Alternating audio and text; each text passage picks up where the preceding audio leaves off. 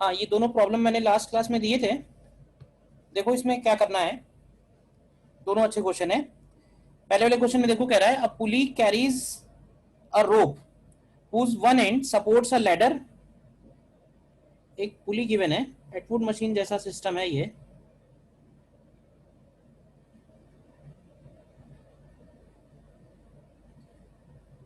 whose one end supports a ladder। तो मान लेते हैं कि एक लैडर है ये,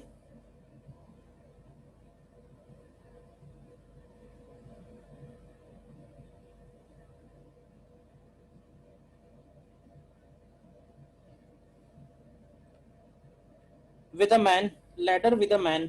तो एक मैन भी है इस लैडर पे। मैन का मास जो है वो स्मॉल एम है, and a counter weight of mass capital M. तो देखो काउंटर वेट का मतलब ये होता है कि दोनों तरफ का वेट बैलेंस है, तभी उसको बोल रहे हैं काउंटर वेट। इसका मतलब है कि जो लैडर है, इस लैडर का मास रहा होगा एम माइनस एम, समझना ध्यान से, तभी इसको वो काउंटर वेट बोल रहा है। काउंटर वेट का मतलब है कि टोटल वेट दोनों तरफ सेम है। अब कह रहा है कि ये जो मैन है, ये इस लैडर के ऊपर, मैन जो है ये इस लैडर के ऊपर एल डिस्टेंस ट्रेवल कर रहा है, एल डैश। ठीक है, तो जब ये मैन इस लैडर के ऊपर एल डिस्टेंस ट्रेवल कर रहा है और रुक जा रहा है, तो इस दौरान इस सिस्टम का सेंटर ऑफ मास कितना मूव कर रहा है। क्यों भाई? अच्छा, क्या लगता है कि जब ये मैन लैडर के ऊपर चढ़ रहा होगा तो लैडर क्या थोड़ा नीचे आएगी? क्यों भाई, बोलो। तो yes sir. let us assume when man moves up L dash with respect to ladder, then ladder comes down by distance y। ये हमने एज्यूम कर लिया, ठीक है ना, कि मैन अगर एल डैश ऊपर जा रहा है तो ये जो लैडर है ये वाई डिस्टेंस नीचे आ रही है। अब ये बताओ कि लैडर अगर वाई डिस्टेंस सर नीचे आ रही है तो क्या ये कैपिटल एम जो है वो वाई डिस्टेंस ऊपर जाएगा? Yes sir. Yes sir. बोलो। अब हम क्या करते हैं, इस पूरे सिस्टम का सेंटर ऑफ मास का डिस्प्लेसमेंट चाहिए, तो हम डेल्टा वाई सी एम लिखते हैं। डेल्टा वाई सी एम ध्यान से देखना, small M delta Y one plus capital M minus small M delta Y two and capital M delta Y three. तीन पार्टिकल है, तीनों के लिए लिख दिया है, एंड अपॉन टोटल मास। तो टोटल मास अगर करेंगे एम, एम माइनस एम और कैपिटल एम। ठीक है, अब ध्यान रखना कि ये जो इक्वेशन हम लोग लगा रहे हैं ना, ये ग्राउंड से लगा रहे हैं, तो हमें सारे डिस्प्लेसमेंट ग्राउंड से चाहिए। तो अब ये बताओ कि मैन जो है वो ग्राउंड के रिस्पेक्ट में कितना डिस्टेंस ऊपर जा रहा है, बताएगा कोई? स्मॉल एम, स्मॉल एम का ग्राउंड क्या डिस्प्लेसमेंट है? L dash minus Y. L dash minus Y. L dash minus Y, correct. ठीक है, इसके बाद लेडर का ग्राउंड से क्या डिस्प्लेसमेंट है? लेडर का ग्राउंड से क्या? Minus minus minus Y. Y.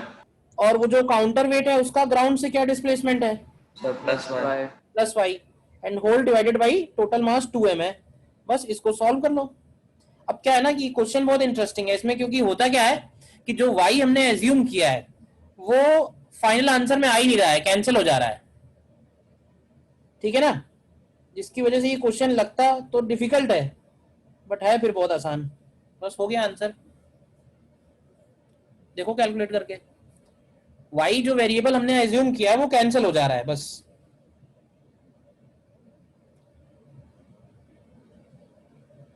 Clear है प्रॉब्लम? बताओ।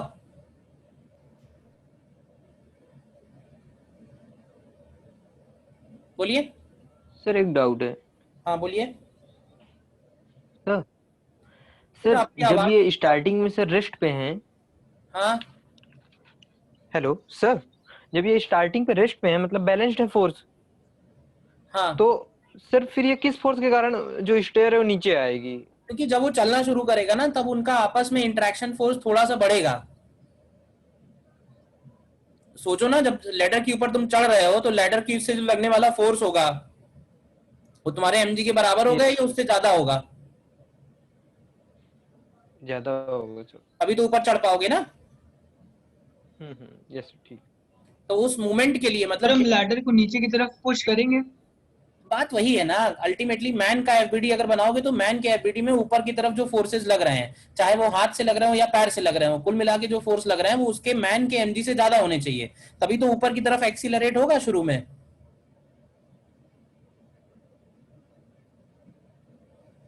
ठीक है ना?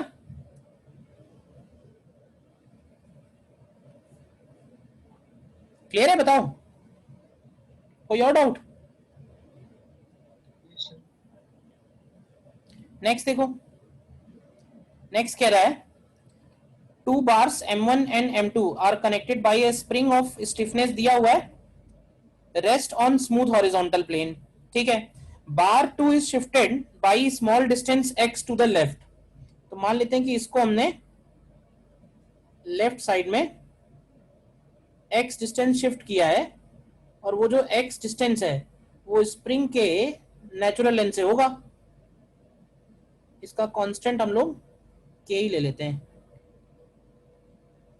मान लेते हैं स्प्रिंग का कांस्टेंट k है।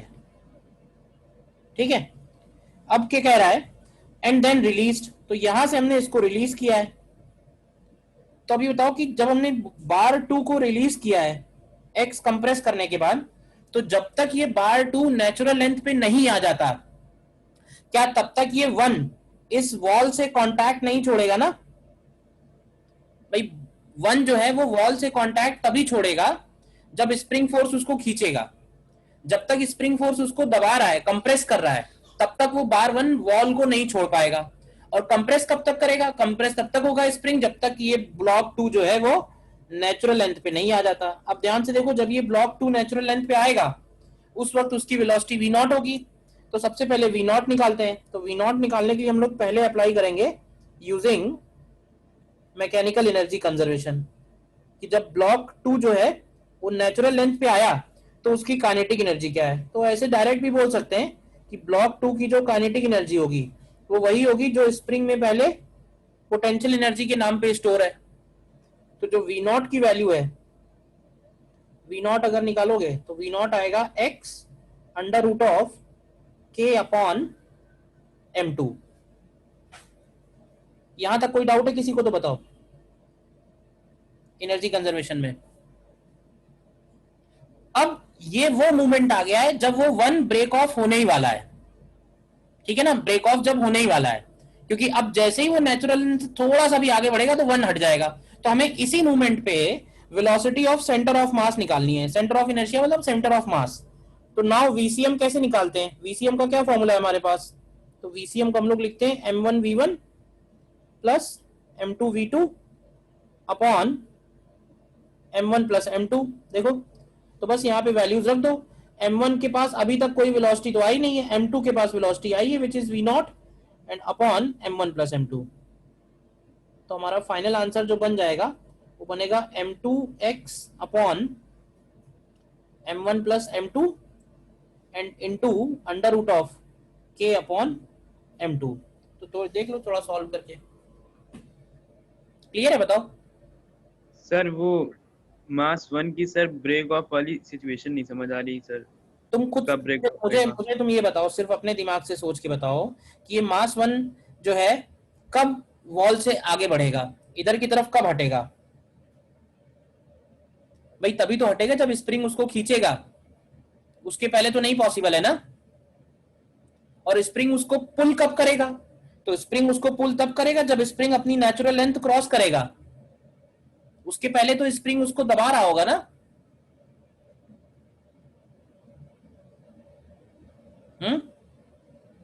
बताओ क्या बात नहीं समझ में आ रही है?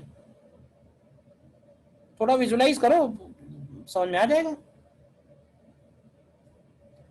भाई इस ड्यूरेशन में जब तक स्प्रिंग की लेंथ L0 से कम है, मतलब उसकी नेचुरल लेंथ से कम है, तब तक तो स्प्रिंग उसके दोनों ब्लॉक्स पे इधर की तरफ फोर्स लगाएगा ना। और जब स्प्रिंग दोनों ब्लॉक्स पे इधर की तरफ फोर्स लगा रहा है, पुशिंग फोर्स लगा रहा है, तो वॉल से नॉर्मल इधर की तरफ लग रहा होगा, तो वो नॉर्मल नॉन जीरो आएगा ना जब तक स्प्रिंग फोर्स लग रहा है।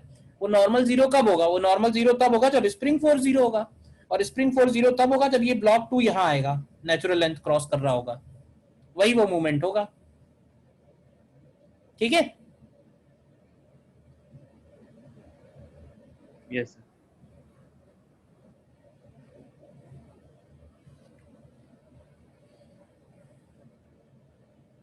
तो हम लोगों ने लास्ट क्लास में applications of conservation of linear momentum start किया था, जिसमें सबसे पहला केस देखा था which was explosion of a bomb. ठीक है? देखो एप्लीकेशन मोर और लेस एक जैसे ही है, सभी में कुछ ना कुछ पार्टिकल्स का मोमेंटम चेंज होगा, एक्सटर्नल फोर्स जीरो होगा। सर एक क्वेश्चन ऐसी सर, एक सीवी का इलस्ट्रेशन है सर। बेटा एक्स्ट्रा कुछ है तो बाद में पूछ लेना ना, क्लास के बाद। Okay sir.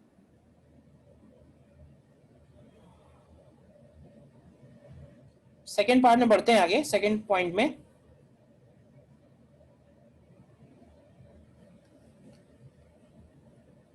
सेकेंड पॉइंट में हम लोग लिखेंगे recoil of a gun, recoil of a gun. ठीक है? और ये जो रिकॉइल है इसको हम लोग दो पार्ट में स्टडी करेंगे, क्योंकि है क्या ना, क्वेश्चन की लैंग्वेज बहुत इंपॉर्टेंट है, उस लैंग्वेज पे ही सब कुछ टिका हुआ है। तो वो लैंग्वेज जो है वो दो तरह की केसेस में डिवाइड कर सकते हैं। देखो पहले केस में तो ये है when speed of bullet is given with respect to ground, speed of bullet is given with respect to ground। समझना ध्यान से कि पहले सपोज मान लेते हैं कि स्मूथ सरफेस है, क्योंकि स्मूथ सरफेस पे ज्यादा अच्छा समझ में आएगा रिकॉइल। और इस स्मूथ सरफेस पे मान लेते हैं कि एक मैन है और उसके पास जो है एक बड़ी सी गन है। ठीक है? और इनिशियली ये सिस्टम कैसा है? रेस्ट पे। और जब ये मैन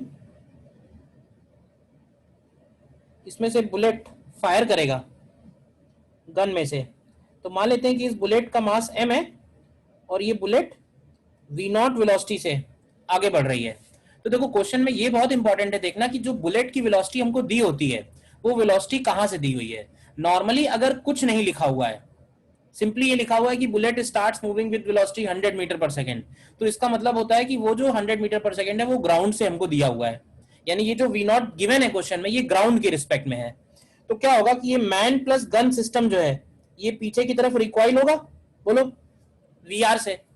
तो मान लेते हैं कि मैन प्लस गन सिस्टम का मास है m, यानी इनिशियली जो टोटल मास रहा होगा वो m प्लस m रहा होगा। तो जरा मुझे ही बताओगे कि इस प्रोसेस में कोई एक्सप्लेन करेगा कि मोमेंटम कैसे कंजर्व है, मतलब ये हमारा एप्लीकेशन कैसे बना, मोमेंटम कैसे कंजर्व है इस सिस्टम का? क्यों भाई? सर स्मॉल m की सिस्टम पर वेलोसिटी एक्सटर्नल फोर्स नहीं कोई सर।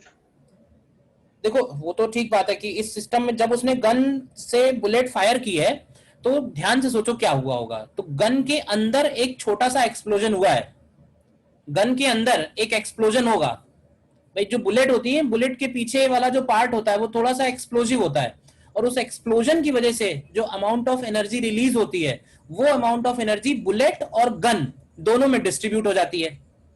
तो क्या होता है, जो फायर कर रहा है उसके ऊपर पीछे की तरफ हल्का सा रिकॉइल लगता है। अब हालांकि बुलेट का मास बहुत कम होता है तो ऐसा रिकॉइल नहीं लगेगा कि जो है तुम पीछे उड़ गए बुलेट आगे चली गई, क्योंकि इस सिस्टम का मास होता है बहुत ज्यादा इससे कंपेयर करेंगे अगर। बट हाँ ये है कि अगर हम स्मूथ सरफेस पे स्टडी कर रहे हैं तो कुछ ना कुछ वेलोसिटी थोड़ी बहुत जरूर दिख जाएगी कि हाँ वो जिसने फायर किया उसको पीछे की तरफ वेलोसिटी मिल गई। तो हुआ क्या है, उस एक्सप्लोजन की वजह से उस एक्सप्लोजन ने एक फोर्स डेवलप किया, एक फोर्स लगा बुलेट के ऊपर, एक फोर्स लगा गन के ऊपर। लेकिन इन दोनों का कंप्लीट सिस्टम के ऊपर अगर इफेक्ट देखें तो कंप्लीट सिस्टम के ऊपर नेट एक्सटर्नल फोर्स जीरो है, जिसकी वजह से हम लोग बोलेंगे कि इस सिस्टम का जो मोमेंटम है वो कंजर्व्ड है। तो बताओ कि क्या इक्वेशन बनानी चाहिए मुझे, क्यों भाई इक्वेशन क्या बनाएंगे? इक्वेशन हम लोग बना सकते हैं इनिशियल मोमेंटम 0 है, mv not plus initial momentum 0 है, जैसे बता रहे हो वैसे ही बनाओ, पहले जैसे बनाते आ रहे हो वो सब डिलीट कर दो दिमाग से। इनिशियल मोमेंटम 0 है, फाइनल मोमेंटम जब लिखेंगे तो मैन प्लस गन का मोमेंटम निगेटिव है तो माइनस mvr, और बुलेट का मोमेंटम पॉजिटिव है तो प्लस mv नॉट। देखो यहाँ से, तो यहाँ से vr की वैल्यू हमें चाहिए थी, तो ये vr मिल जाएगा mv not upon m plus m। देखो mvr upon m plus m।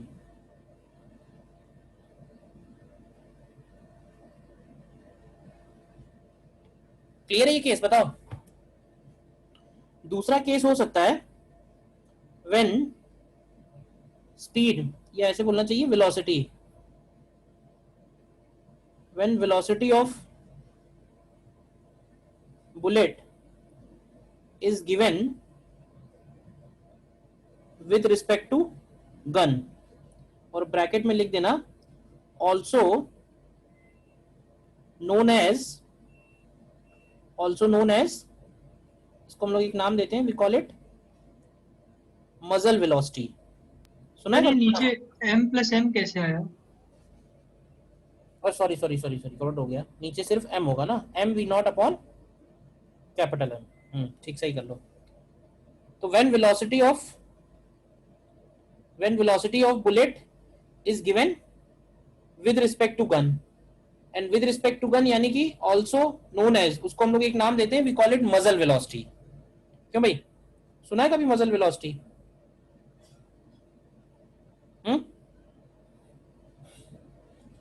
उस केस में क्या होता है ना, ध्यान से समझना, ये जो वी नॉट दिया हुआ है ना, ये वी नॉट किसके रिस्पेक्ट में है? ये वी नॉट किसके रिस्पेक्ट में है? ये वी नॉट गन के रिस्पेक्ट में है।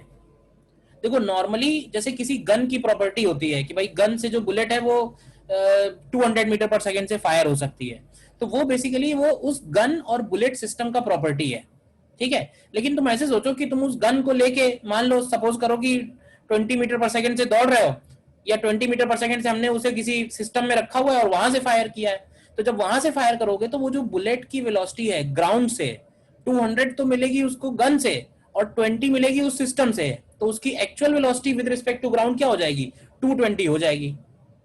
तो नॉर्मली जो प्रॉपर्टी मेंशन होती है, गन प्लस बुलेट सिस्टम है, मतलब ऐसा कुछ वेलोसिटी मेंशन तो नहीं होती गन के ऊपर, बट जो उसकी प्रॉपर्टी है, जो डिजाइनिंग टीम है उसे पता होता है, रिसर्च टीम को पता होता है, तो वो जो वी नॉट है वो हमेशा मजल वेलोसिटी मेंशन होती है, it is always with respect to gun, ठीक है ना। ग्राउंड के रिस्पेक्ट में क्या वेलोसिटी है वो डिपेंड करता है कि जिसने फायर किया है वो कौन सी सिचुएशन में है।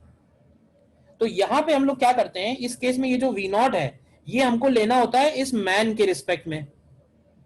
अब ध्यान से देखो, क्या फायर करते समय जब बुलेट अलग हो रही है गन से, क्या उस वक्त मैन के पास ऑलरेडी कुछ वेलोसिटी आ चुकी है? कितनी वेलोसिटी आ गई है? V R. तो इस वी आर के रिस्पेक्ट में ये वी नॉट है, तो बताओ कि ग्राउंड से क्या होगा? अगर बुलेट की velocity with respect to man V naught है, तो ग्राउंड से उसकी क्या वेलोसिटी बनेगी? यहां भी इनिशियल मोमेंटम 0 है, फाइनल मोमेंटम लिखेंगे तो मैन प्लस गन का लिखेंगे माइनस mvr। बुलेट के लिए क्या लिखेंगे बताओ कोई? V naught plus VR. V naught minus VR. या माइनस V not minus VR, yes, minus VR sir. V naught minus VR होगा। बेटा ग्राउंड में जब वेलोसिटी कन्वर्ट करते हैं तो वो वीआर वाली वेलोसिटी उसमें ऐड करेंगे ना, तो ऐड करेंगे, अपोजिट डायरेक्शन है तो फिर माइनस नहीं हो जाएगा? बोलो तुम लोग यार पीछे का बोलते जाते हो। एम वी नॉट अपॉन, फिर ये V naught minus VR with respect to ground होगा ना? हाँ विद रिस्पेक्ट टू ग्राउंड ही लिखेंगे, कंजर्वेशन ऑफ मोमेंटम लगा रहे हैं तो वो सारी velocities with respect to ground ही जाएंगी उसमें। बताओ क्लियर है? अब देखो क्वेश्चन पढ़ने में तुमको ध्यान रखना है, ये समझ लो, कुछ भी याद नहीं करना है पहली चीज तो, क्योंकि मैं यहाँ कुछ लिख रहा हूँ, क्वेश्चन में कुछ और लिखा होगा तो तुम्हें कुछ और काम करना पड़ेगा। हाँ ये है, मैंने मोटा मोटा बता दिया कि तुम्हें ध्यान रखना कि ये ग्राउंड के रिस्पेक्ट में दिया हुआ है या गन के रिस्पेक्ट में दिया हुआ है। बोलो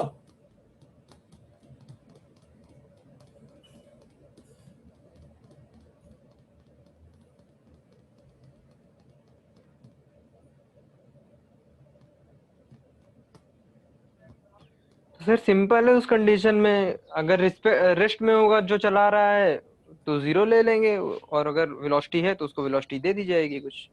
अगर वो स्मूथ सरफेस पे खड़ा है ना तो फायर के दौरान ही उसके पास वेलोसिटी आ जाएगी, एक्चुअली ऐसा है। नॉर्मली तो ऐसा नहीं होता भाई, नॉर्मली तो क्या होता है, मैन थोड़ा चलने लगता है, तो वो केस अलग है।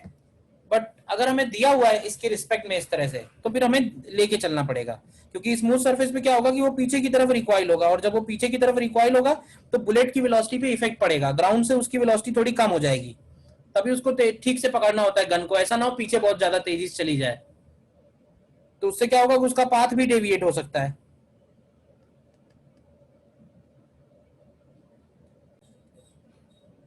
देखो इसमें क्वेश्चंस करके देखो, क्वेश्चंस ही हैं और कुछ है ही नहीं, कॉन्सेप्ट तो खत्म ही हो गया और कुछ नहीं है। देखिए क्वेश्चन ट्राई करिए। वेरिएबल फॉर्म में जो आंसर लिखा हुआ है वो लिखा हुआ है v0 cos theta upon theta plus 1, आ रहा है ये, वैल्यू ना रखें तो। यस सर, यस सर, यही आ रहा है। आंसर फिर गलत दिया हुआ है बुक में, तो ये अप्रोक्सीमेटली 2.5 मीटर पर सेकंड है। कर लिया क्या सभी ने? 2.52 आ गया। ठीक है फिर देख लो, इसमें क्वेश्चन में इस तरह से है कि सपोज ये कैनन है, ठीक है, और अब देखो क्वेश्चन में ये जो 180 मीटर पर सेकंड दिया हुआ है, क्वेश्चन में जो 180 मीटर पर सेकंड दिया हुआ है, ये मजल वेलोसिटी है। ये देने का तरीका समझ गया ना क्वेश्चन में, सबसे इंपॉर्टेंट यही है पहचानना कि वो जो वेलोसिटी है वो ग्राउंड के रिस्पेक्ट में है या, तो अगर ठीक क्वेश्चन बनाने वाला इंटेलिजेंट है तो वो इस बात का ध्यान रखेगा। अब इन्होंने फॉरेन ऑथर का ही बुक है, तो इसमें क्लियरली लिखा हुआ है कि जब हमने उसके व्हील्स को फिक्स कर दिया है, व्हील्स फिक्स करने का मतलब है कि तब जब कैनन से वो जो बुलेट निकलेगी, ठीक है ना, प्रोजेक्टाइल की तरह जो निकलेगा, उसका वेलोसिटी जो है वो शॉट का 180 मीटर पर सेकंड है जब उसके व्हील्स फिक्स हैं। तो इसका मतलब है जब व्हील्स फिक्स नहीं होंगे तो वो पीछे की तरफ रिकॉइल होगा और उसकी रिजल्टेंट वेलोसिटी थोड़ी कम हो जाएगी ग्राउंड के फ्रेम में।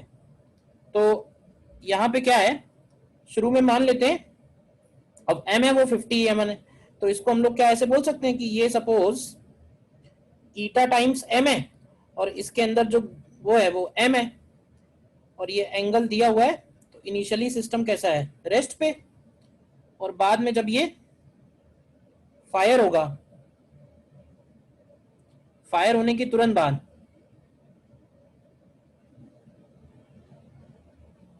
अब ये जो m है वो इधर की तरफ निकलेगा v0 वेलोसिटी से, कितने एंगल पे, थीटा एंगल पे, तो ये पीछे की तरफ रिकॉइल होगा vr से। तो कहने का मतलब है कि ये जो v0 है ये किसके रिस्पेक्ट में दिया हुआ है, ये दिया हुआ है with respect to cannon,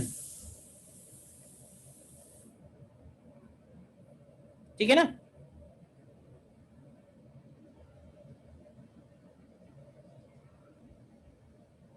with respect to cannon दिया हुआ है, तो अब यहाँ पे मोमेंटम कंजर्वेशन लगाते हैं, initial momentum is equal to final momentum, initial momentum 0 बनेगा, फाइनल मोमेंटम लिखेंगे तो उसका लिखेंगे minus eta times m into we R, और उसका लिखेंगे बुलेट का तो क्या लिखेंगे m into v0 cos theta minus we R बनेगा ये। तो यहाँ से सॉल्व करने पे वी आर की वैल्यू क्या आ जाती है, क्या ये v0 cos थीटा अपॉन ईटा प्लस 1 आ रही है, बोलिए, कर लिया ना सभी ने। नेक्स्ट देखो, नेक्स्ट क्वेश्चन देखिए,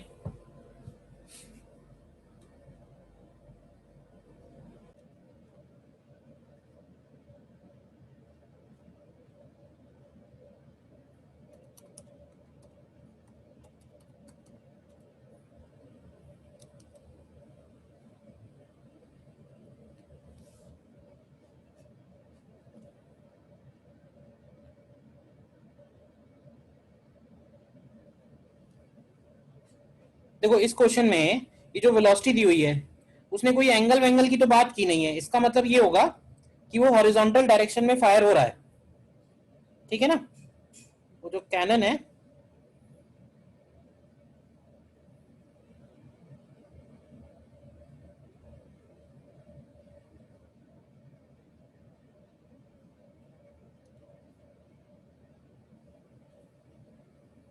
ठीक है, इनिशियली हम इसका मास एज्यूम कर लेते हैं।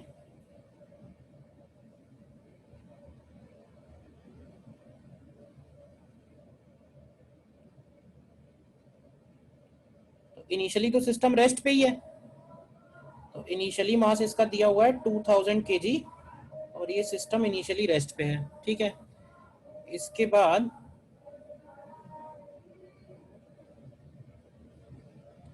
जब इसमें से ये कैनन फायर होगा तो इसका सर मास दिया हुआ है 25 kg और ये वेलोसिटी दी हुई है। हाँ बोलो, बोलते जाओ। सेकंड आंसर 36.89 आ रहा है क्या? 37.5। यस सर 37.5 है। तो अब ये ध्यान Approximate. रखना, इसका जो मास बचेगा वो कितना बचेगा, 1975 बचेगा, बचेगा ना, क्योंकि उसमें से 25 तो निकल ही गया है। ये हो गया फर्स्ट फायरिंग। तो फर्स्ट फायरिंग में हम लोग ऐसे बोल सकते हैं कि इनिशियल मोमेंटम 0 है, फाइनल लिखेंगे तो 25 इंटू 1000 माइनस 1975 इंटू V1। तो यहाँ से V1 की वैल्यू देखो, अप्रॉक्स आती है, एग्जैक्ट आती है, 12.65 आती है।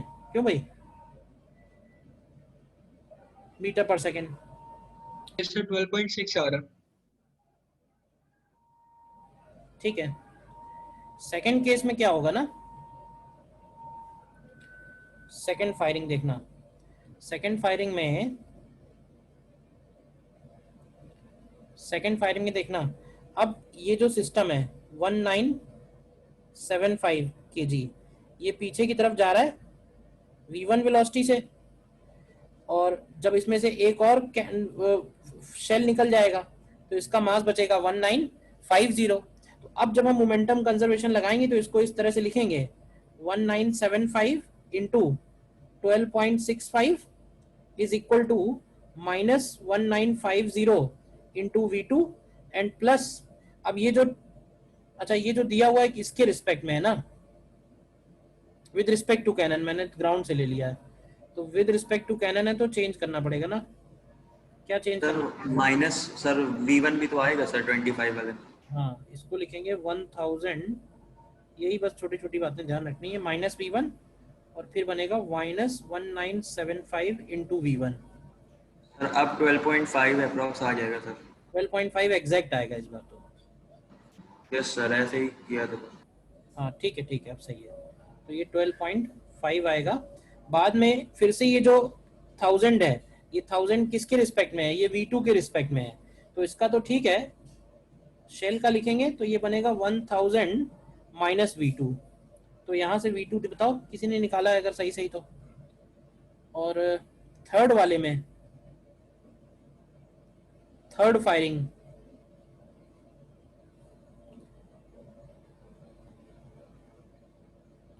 थर्ड फायरिंग में फिर से चेंजेस आएंगे। इस बार जो है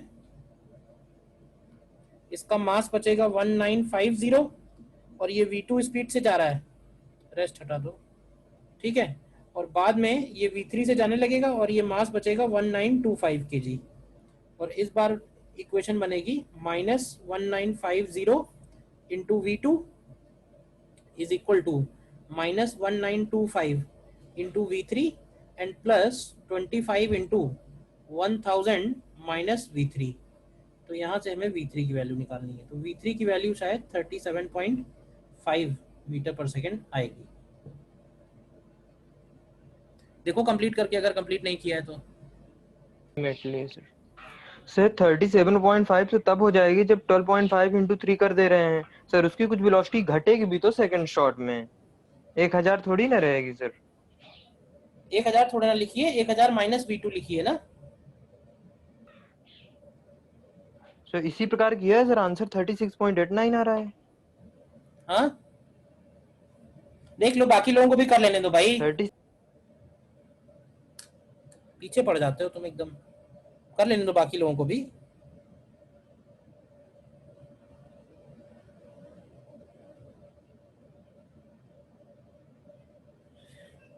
सर थोड़ा क्वेश्चन ऊपर स्क्रॉल कर दीजिए।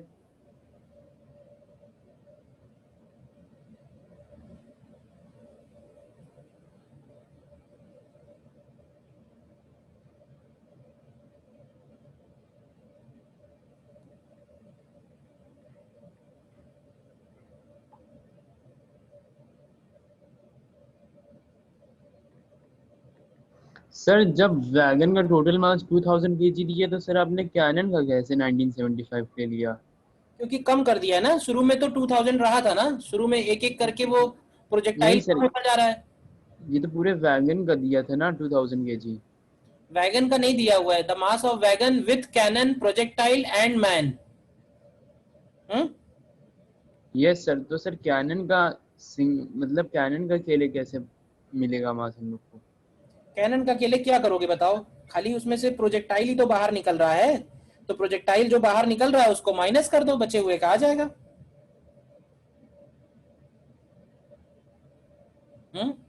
इतनी सी बात नहीं समझ में आ रही है?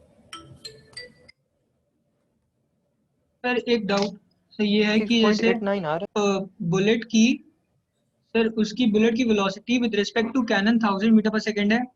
हाँ, इसका मतलब सर जो V0 माइनस VR है वो 1000 है ना सर? V0 माइनस VR की वैल्यू 1000 नहीं है, V0 1000 है, और जो V0 है जो ग्राउंड से लिखेंगे वो 1000 माइनस V1 है। 1000 उसके रिस्पेक्ट में लिखा तो है, ये जो 1000 लिखा हुआ है ये इसके रिस्पेक्ट में है,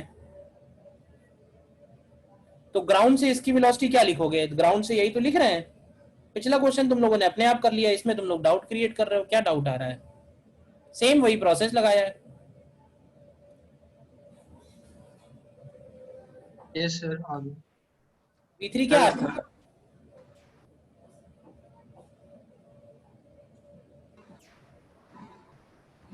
सर V3 की वैल्यू 37.56 इसी तरह आएगी सर, सही है। 37 पॉइंट समथिंग आ रही है ना? यस सर आ रही है, कर लिया कैलकुलेट। V2 कितना 25 बता दो। 25.12 सर 25.15 वही। मतलब अप्रॉक्स सर। ठीक है, ठीक है, क्लियर है क्वेश्चन या नहीं बताओ? Yes sir.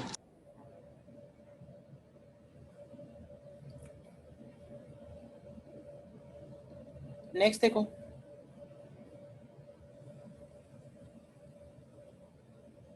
अब ये ऐसे ही क्वेश्चन है, बुलेट जैसा ही क्वेश्चन है, कैनन जैसा, लेकिन थोड़ा अलग स्टाइल का है, मतलब कॉन्सेप्ट वही है, लैंग्वेज ऑफ कोर्स बदली हुई है।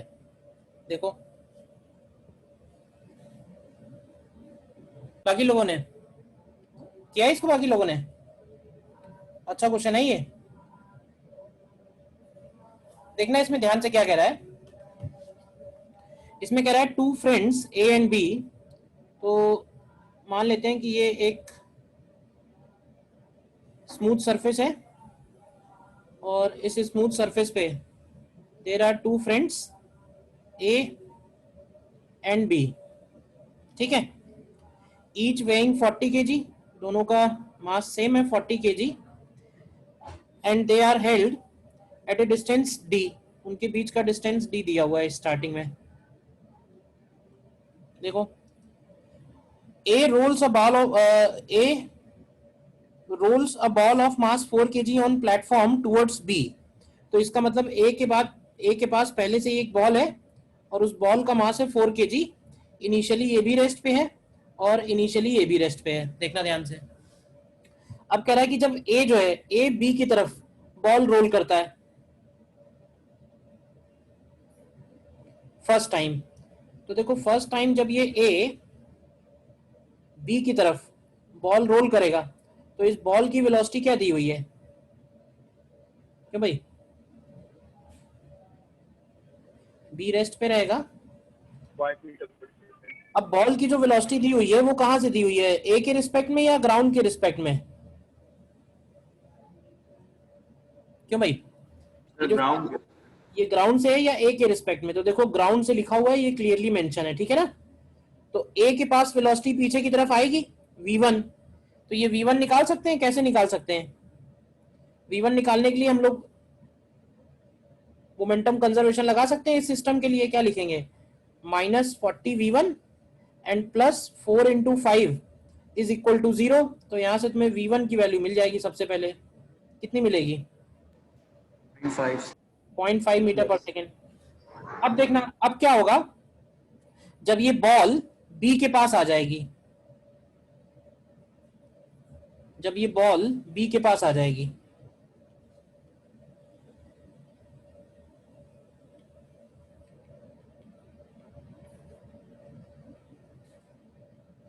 तो ये रेस्ट हटा दो और ये मूव कर रहा है पीछे की तरफ कितनी वेलोसिटी से? 0.5 मीटर पर सेकेंड से। ठीक है, और जब ये बॉल बी के पास आ जाएगी और बी इसको रोल भी कर देगा। बी के पास भी पूछा हुआ है क्या क्वेश्चन में?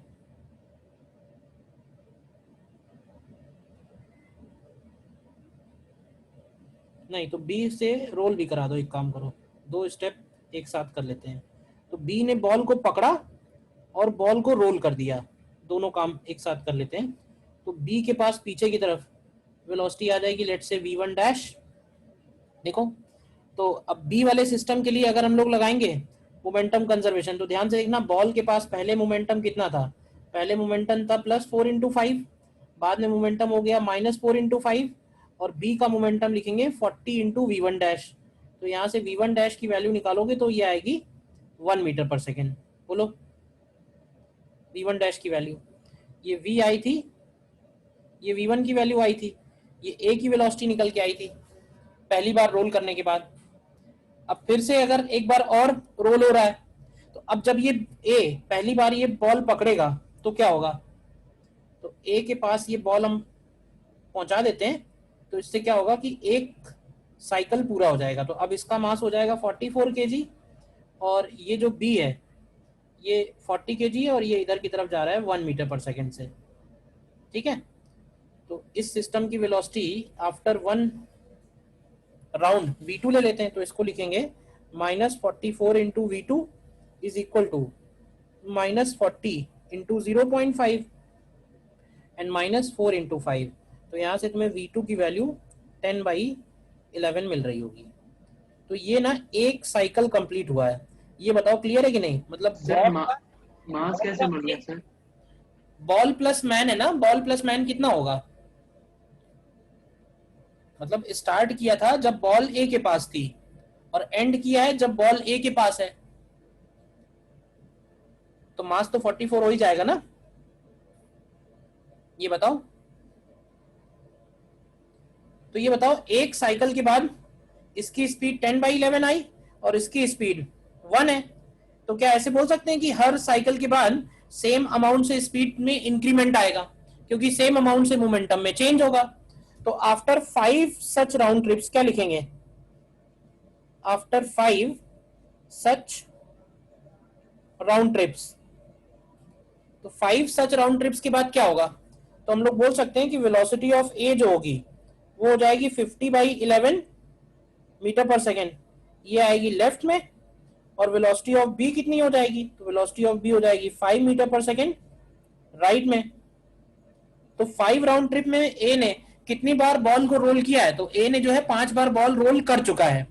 अब अगर ए जो है एक और बार बॉल रोल करता है, तो ध्यान से देखना, बी की वेलोसिटी भी 5 है और बॉल की वेलोसिटी भी 5 है, तो क्या वो बॉल कभी बी के पास पहुंच पाएगी? तो बॉल बी के पास कभी पहुंच ही नहीं पाएगी, और बी के पास अगर बॉल नहीं कभी पहुंचेगी तो ऐसे समझ लो खेल खत्म हो गया, बस यहीं तक का गेम था। तो डी पार्ट ने पूछा हुआ है कि वो कितनी बार बॉल रोल कर पाएगा, ए कितनी बार? तो इसमें लिखेंगे when A rolls ball for 6th time, तो हम इसमें लिखेंगे it will never reach B. ठीक है ना? Hence A can roll ball 6 times. तो ये डी का आंसर हो गया। और फिर पूछा है कि पूरे सिस्टम का सेंटर ऑफ मास कहाँ होगा? तो देखो, पूरे सिस्टम का सेंटर ऑफ मास वहीं होगा जहां पहले था। इधर 40 kg था, इधर 44 kg था, इनके बीच में डिस्टेंस d था। तो जो सिस्टम का सेंटर ऑफ मास है वो ए के थोड़ा नजदीक रहा होगा, तो यहाँ से कितनी डिस्टेंस पे रहा होगा D1 अगर निकालना है तो D1 की वैल्यू हम लोग लिख सकते हैं 40 इंटू डी अपॉन 40 प्लस 44, तो ये कितना आ जाएगा 10D/21 आ जाएगा। बताओ क्लियर हुआ क्वेश्चन या नहीं? सर ये 44 kg 44 kg। देखो बॉल प्लस ये बॉल ए के पास है ना, बॉल का मास 40 kg है, ए का मास 4 बॉल का मास 4 kg है, ए का मास 40 kg है, तो 44 हो तो गया टोटल। सर पर ये पहले स्टेप में भी तो सर यही था, तो हमने 40 kg क्यों लिया था उसका मास? अरे पहले स्टेप में बॉल अलग होने के बाद लिखा था ना मोमेंटम, कि बॉल के साथ में लिखा था, बॉल के साथ तो मोमेंटम 0 था ना, तो 0 लिखा तो है ये। Yes sir sorry. अरे बॉल अलग होने के बाद तो 40 बचा ना, बिफोर एंड आफ्टर, ध्यान से चेक करो।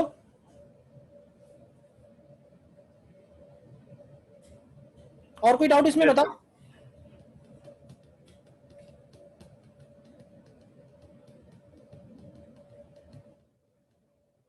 क्लियर है क्वेश्चन? तो ये भी बिल्कुल रिकॉइल वाला ही है, मतलब जैसे गन से बुलेट निकल रही है वैसे ही वो मैन के हाथ से बॉल निकल रही है, सेम ही सिस्टम है।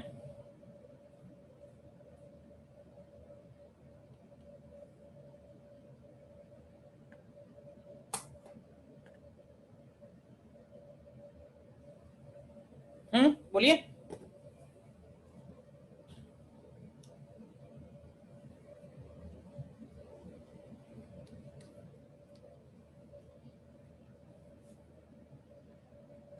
क्लियर है ना इसका मतलब? ठीक है, फिर थर्ड एप्लीकेशन में बढ़ते हैं। Third is man running oblique jumping off a plank. हालांकि इसमें भी कुछ ऐसा नया नहीं है, बट ठीक है थोड़ा सा बता देता हूं, नथिंग न्यू। मान लेते हैं अगेन स्मूथ सरफेस है, और स्मूथ सरफेस पे लेट्स से कैपिटल एम मास का ये प्लैंक है, और उसके ऊपर स्मॉल एम मास का ये मैन है। ठीक है, इनिशियली ये दोनों रेस्ट पे हैं। अब क्वेश्चन में ये है कि अगर ये मैन इस प्लैंक के ऊपर दौड़ना शुरू करे, लेट्स से v0 वेलोसिटी से, तो इस प्लैंक के बारे में क्या कहोगे? क्यों भाई, प्लैंक के बारे में क्या कहोगे? क्या बोल सकते हैं कि प्लैंक जो है वो पीछे आ रही है रिकॉइल होगा? पीछे प्लैंक पीछे की तरफ रिकॉइल होगा। तो क्या ये सेम ही केस बन गया ना जैसे बुलेट प्लस गन है?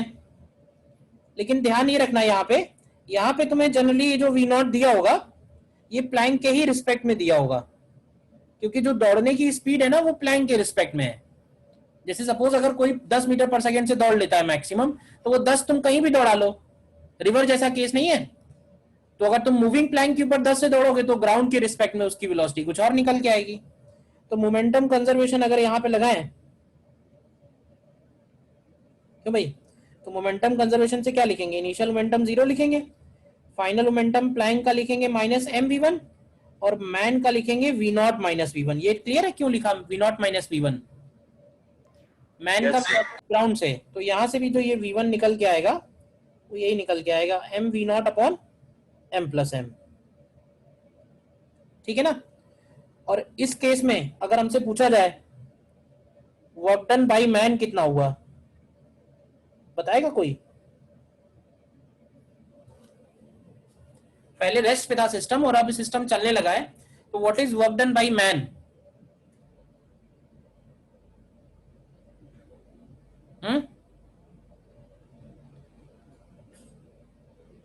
वर्क डन बाय मैन क्या होगा? वर्क डन बाय मैन जो होगा वो change in kinetic energy of system होगा, यानी वो मैन ही है जो प्लैंक को काइनेटिक एनर्जी प्रोवाइड कर रहा है और अपने आप को भी काइनेटिक एनर्जी प्रोवाइड कर रहा है। ऐसे समझो, ठीक है ना? Change in kinetic energy of system. कोई मशीन तो है नहीं यहाँ पे, तो मैन ही है जो भी काइनेटिक एनर्जी में चेंज आया वो मैन की वजह से ही आया है। तो कभी कभी एनर्जी के बारे में, वर्क डन के बारे में पूछ लेगा तो भी आंसर करना आना चाहिए। ठीक है, तो इसमें क्वेश्चन करना छोटा सा।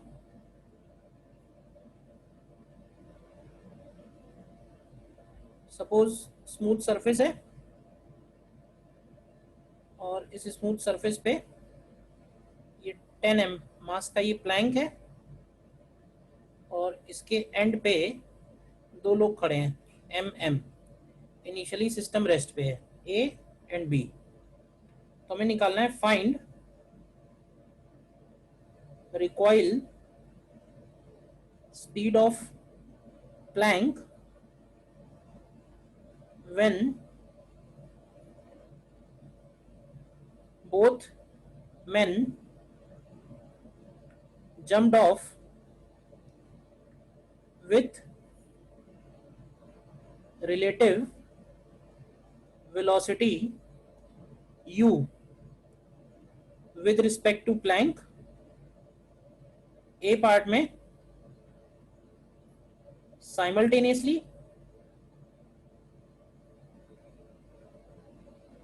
और बी पार्ट में 1 by 1। दोनों पार्ट में क्या डिफरेंस है क्यों भाई?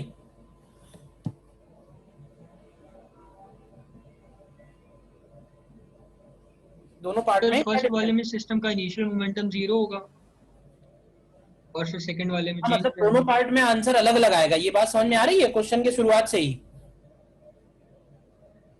दोनों एक साथ राइट साइड में जंप करते हैं या एक पहले करता है दूसरा पहले करता है, तो दोनों केसेस में स्पीड अलग अलग आएगी। ठीक है ना? और ध्यान रखना कि उनकी जो रिलेटिव स्पीड है वो u दी हुई है। चलो करो ट्राई इसको। देखो इसमें देखो इनिशियली तो सिस्टम रेस्ट पे है, तो फर्स्ट पार्ट अगर हम लोग करते हैं तो फर्स्ट पार्ट में हम लोग ऐसे बोल सकते हैं ये हो गया 10m और ये दोनों ही जंप्ड ऑफ हो गए हैं। तो एक तरह से मान लेते हैं कि ये 2m मास जो है वो u रिलेटिव स्पीड से पीछे गया है। लेकिन ध्यान रखना कि ये जब vr से रिकॉइल होगा तो ये जो u दिया हुआ है ये किसके रिस्पेक्ट में दिया हुआ है? ये उस प्लैंक के रिस्पेक्ट में है। तो इनिशियल मोमेंटम 0 होगा, फाइनल मोमेंटम लिखेंगे -10m into we r and plus 2m into u minus we r होगा। तो यहाँ से वी आर की वैल्यू निकालोगे तो ये 2mu अपॉन 12m आएगा, यानी कि u/6। ये कर लिया होगा सभी ने क्यों भाई? ठीक है। सेकंड वाले को हमें दो पार्ट में करना पड़ेगा। पहले एक बार एक को जंप कराना होगा, फिर दूसरे को जंप कराना होगा। तो देखो जब पहले वाले को जंप कराएंगे तो एक मैन उसी के ऊपर ही रहेगा, केवल एक ही जंप कर रहा है। तो अगर ये u स्पीड से जा रहा है और ये जा रहा है पीछे की तरफ सपोज v1 स्पीड से, तो ये जो u है ये v1 के रिस्पेक्ट में है। तो पहले स्टेप में लिखेंगे 0 is equal to -11m into v1 and plus m into u minus v1। तो तुम्हें यहाँ से v1 की वैल्यू u/12 मिलेगी। बट ये फर्स्ट स्टेप है, अभी इसमें सेकंड स्टेप भी है। सेकंड स्टेप में हम लोग इसको फिर से दूसरे वाले को भी जंप कराते हैं। तो जब दूसरे वाले को जंप कराएंगे तो इसका स्पीड जो u है वो किसके रिस्पेक्ट में हो जाएगा? वो v2 के रिस्पेक्ट में होगा। और इस केस में इनिशियल मोमेंटम 0 नहीं लिखेंगे, इनिशियल मोमेंटम लिखेंगे -11m इंटू v1। v1 जो हम लोगों ने निकाला u/12 is equal to -10m into v2 and plus m into u minus v2 आएगा। तो यहाँ से v2 की वैल्यू बताओ क्या आती है, निकालिए तो। 23u/132 23u/132 आएगी। तो ये हमारा सेकंड आंसर बनेगा। देखो अगर सर लोगों का कैलकुलेशन मिस्टेक हुआ है या क्या गड़बड़ हुई है। हाँ बताइए।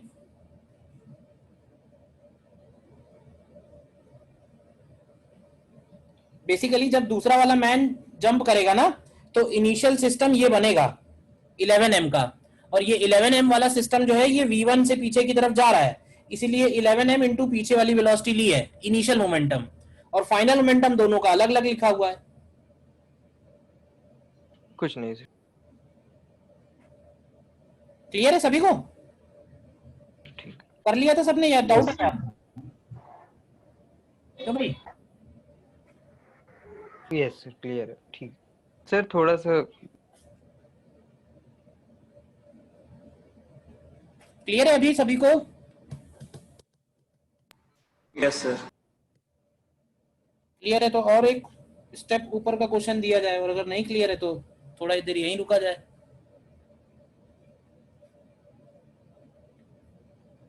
क्लियर है, चलो ठीक। नेक्स्ट देखो,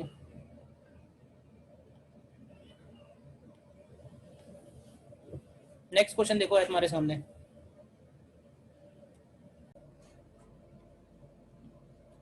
आंसर इसके हैं,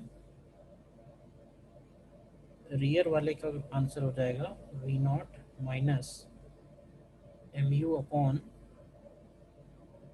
एम प्लस एम, और फ्रंट बगी का स्पीड हो जाएगा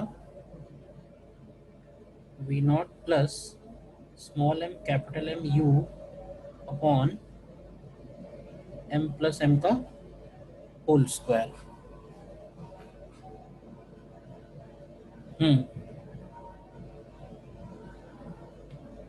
देखो इसको भी हमें 2 स्टेप में करना पड़ेगा।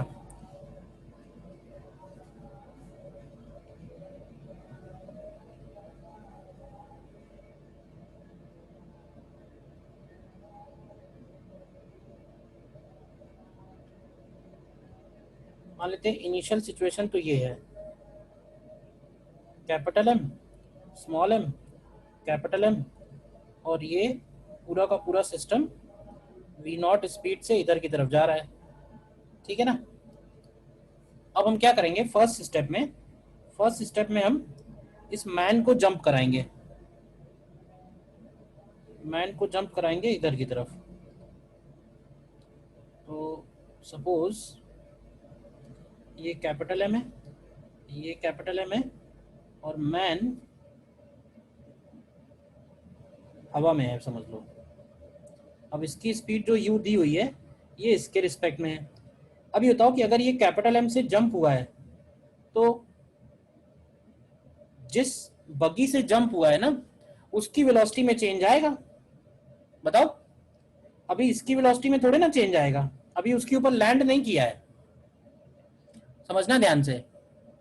तो हम अब क्या करेंगे, पहले स्टेप में मोमेंटम कंजर्वेशन इस सिस्टम के लिए लगाएंगे। ध्यान से देखो, इन दोनों के लिए अभी हम वो वाली बगी को इंक्लूड कर ही नहीं रहे, सिर्फ मैन और मैन ने जंप किया है।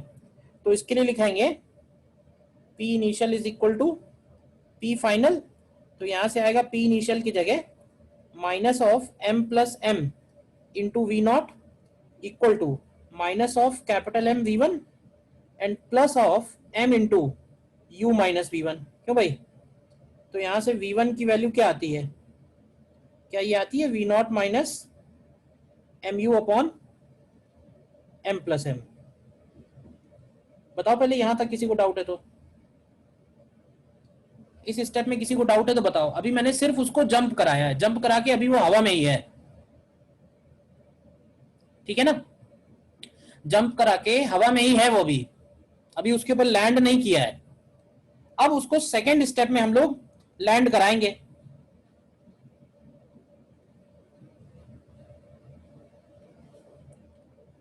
सेकेंड स्टेप में हम उसको लैंड कराने वाले हैं। देखो ये हो गया इनिशियल, ठीक है, और जब वो इसके ऊपर लैंड कर जाएगा तो मान लेते हैं इसकी वेलोसिटी हो जाएगी v2 और ये वो इसी के ऊपर ही आ गया है। तो ये फाइनल सिचुएशन है, लेकिन ध्यान रखना इसकी ग्राउंड से वेलोसिटी u नहीं है। ग्राउंड से वेलोसिटी क्या है इसकी? ग्राउंड से वेलोसिटी इसकी है u माइनस v1, है या नहीं है? तो उसकी वेलोसिटी में हम चेंज कर देंगे। तो अब इसके लिए अगर हम अप्लाई करें P initial is equal to P final, तो यहां से मैन के लिए लिखेंगे m into u minus v one, buggy के लिए initially minus capital M v naught, और फाइनली लिखेंगे minus of m plus m into v two. तो यहां से जब तुम v2 निकालोगे तो v2 की वैल्यू आनी चाहिए v not plus small m capital M u upon m plus m का होल स्क्वायर।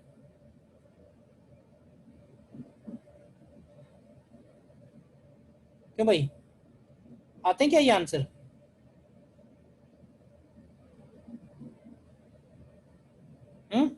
या उल्टे हो गए आंसर? आंसर देख लो, एक v1 आएगा एक v2 आएगा, देख लो कौन सा है।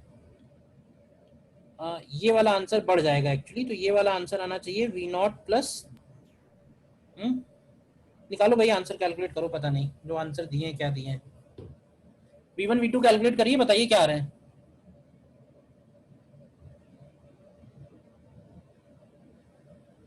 या जो लिखा था वही आ रहे हैं?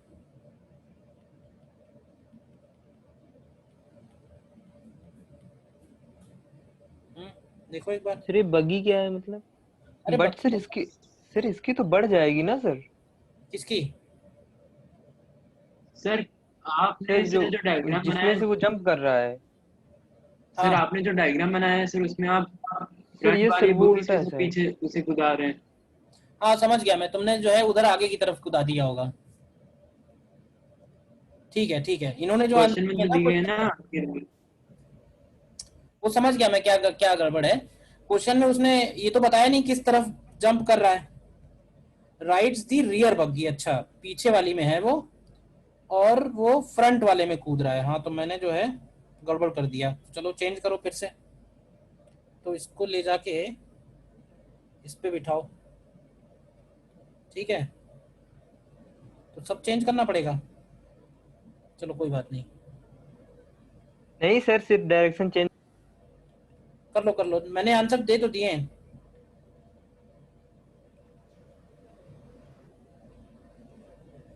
ठीक है, इधर से इधर जंप कराना है।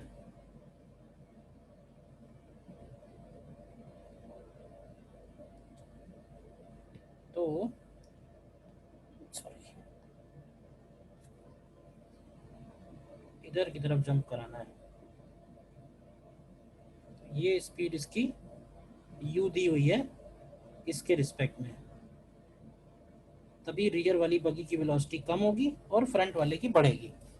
तो अब इसको लिखेंगे हम लोग minus of m plus m into v naught is equal to minus of m v1 and minus of m u plus v1 हो जाएगा ये। क्यों भाई? तो यहाँ से v1 की वैल्यू आएगी v not minus mu upon m plus m। ठीक है ना, पीछे वाली बग्गी में है वो, ठीक है। और अब वो पीछे वाले बग्गी से आगे वाली बग्गी में कूदने वाला है। तो अब तुम ध्यान रखना कि इसकी जब वेलोसिटी लिखेंगे तो ग्राउंड वाली वेलोसिटी लिखेंगे। ग्राउंड से वेलोसिटी इसकी u प्लस वी वन है, ठीक है। तो ये इक्वेशन बनेगा माइनस एम वी नॉट, ठीक है, and minus m into u plus v one is equal to minus of m plus m into v two. तो यहाँ से v2 की वैल्यू निकालोगे तो वो आएगी v not plus small m capital M u upon m plus capital M का whole square. ठीक है ना, पीछे वाली से आगे वाली में जंप कराना था, पहले मैंने आगे वाली से पीछे वाली में करा दिया, तो वो भी एक क्वेश्चन तो हो ही गया, अलग थोड़े आंसर आएंगे। क्लियर है, बताओ? कर दीजिए, हो जाएगा। यस, कर लेना एक बार अपने आप भी।